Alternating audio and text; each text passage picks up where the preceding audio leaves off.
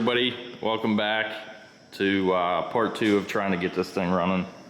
We left off the last time with 2 stuck injectors, and Bobo was down here messing around, and he ended up getting this one freed up without pulling it out, and he ended up having to pull that one out. If you want to go over this, what you did here.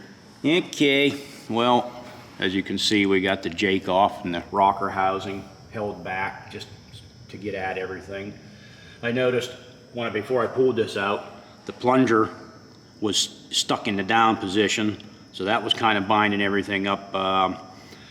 Did just about everything I could think of while the injector was still in the engine to get it freed up, but just wasn't happening. So pulled it out, ended up getting it freed up, and once the plunger came up, seemed like the rack started moving a little bit freer. Now it's really good shape. So we're gonna put back in. Can't remember on these 8Vs if there was a carbon seal at the bottom here or not. But for what we're gonna do right now, the injector cup is tapered just like the injector, so I think it just seals there on its own. But what we're doing, it's not gonna matter. We're just gonna try to get it running. So we're gonna put that baby back in there and get everything hooked up and see if we can make some fire.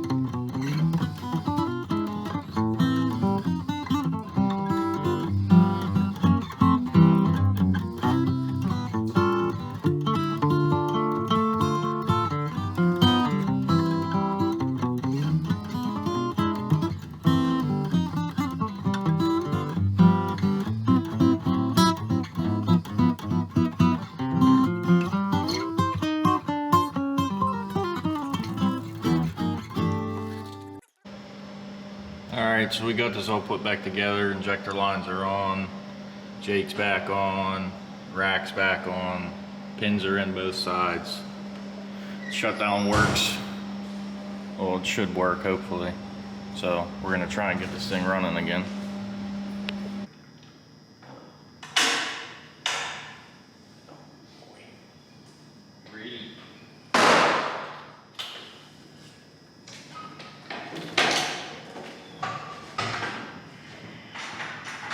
Yeah, I think. Ready? Yeah. Here we go.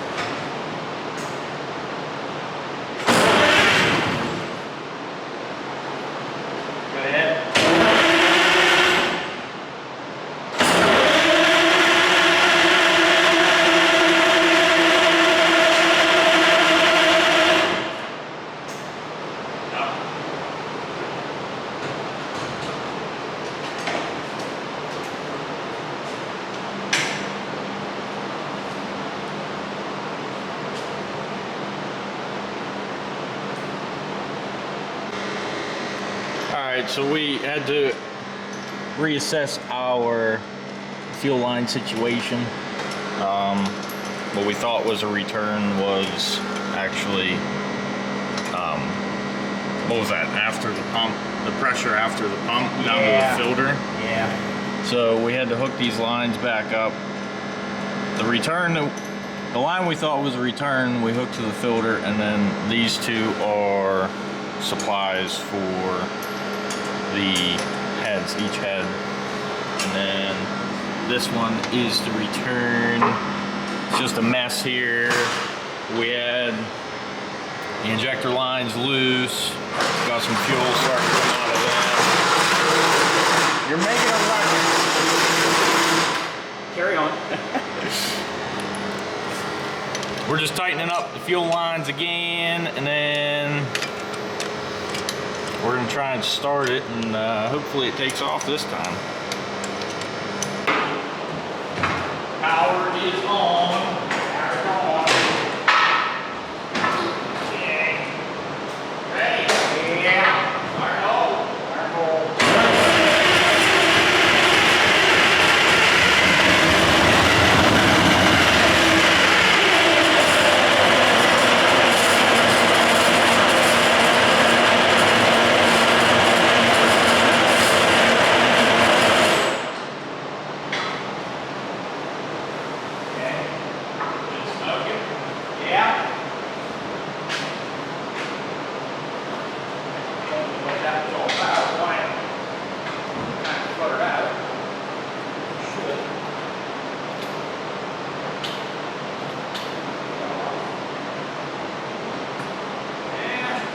Go ahead and try again.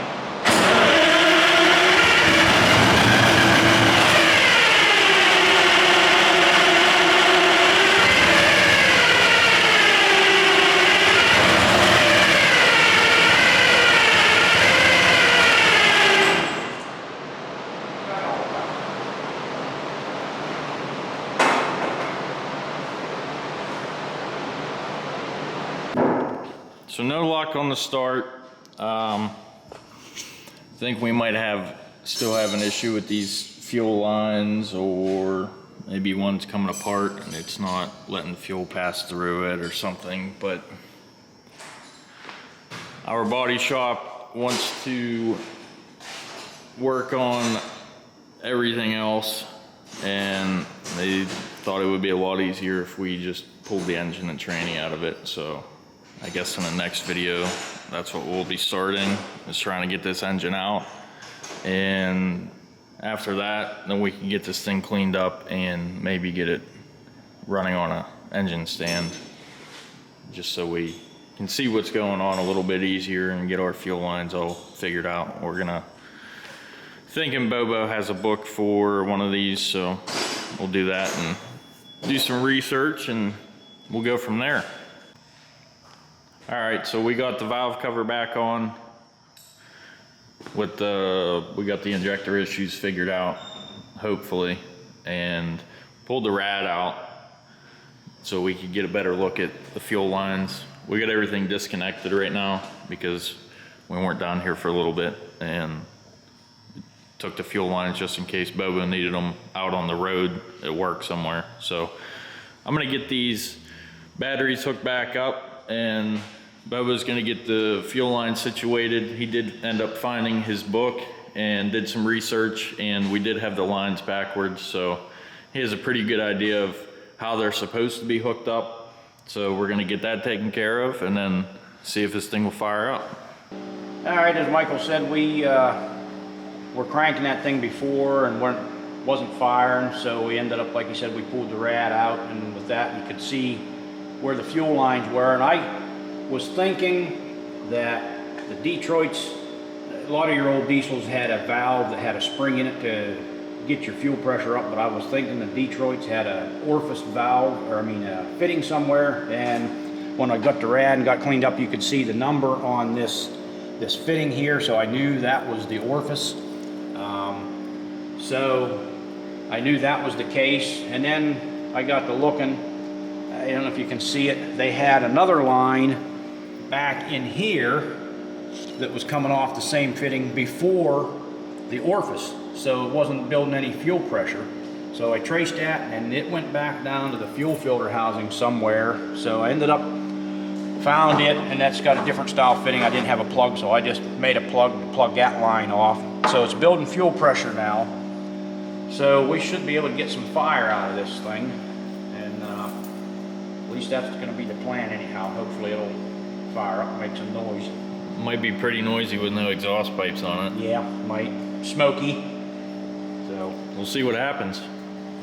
All right, so in the last episode, there was a comment or two about wanting to see the inside while we are cranking, which we don't have shifters or anything in here. There's no floor because we're getting ready to pull the transmission. But just your normal dash here, you got all your toggle switches. This one here would be for your ignition. These are just like left and right hand fuel tanks and just some other stuff. And this push button here is for your starter. And we have these vice grips on here for your emergency shut off. That'd be the flap that comes down in the intake there. And that's pretty much it. So there's not a whole lot to see. We'd rather just have the camera on the outside, so if something fails while we are trying to start it, or after it starts running, then get that rather than me pushing a button on the inside. Do I turn the switch on? I think I left it on, maybe not. I don't know. We'll find out. You know what, pull that rag out of the top of the tranny tube just in case. I'll suck it down in there anywhere. I'll have to work trolley from out here. All right, we ready?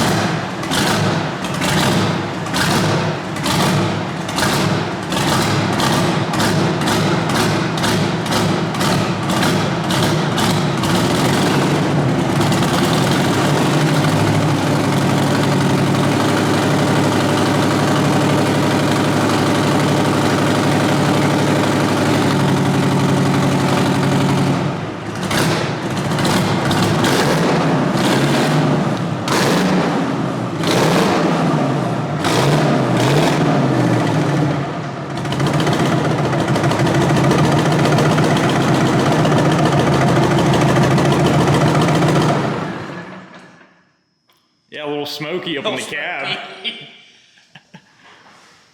Yeah, that's probably pretty. Yeah, the exhaust came right into the cab, so it was nice. Well, she runs. Sounds good too. Yeah. It's not as loud as I thought it was gonna be. Yeah, well, it's loud enough, but we just, no rad in it. We don't want to leave it run too long. I mean, you can leave it run for a little while, but we made her smoke, made some noise. That's what we wanted to make sure if everything was okay, so. Now I guess it's time to start pulling it out. Yeah. There's a little bit of an oil leak there. Yeah, I may, you know what, we had our oil pressure gauge on there. I may not have tightened that back up. Yeah. Right on. So I guess that's about it. We'll see you guys in the teardown video.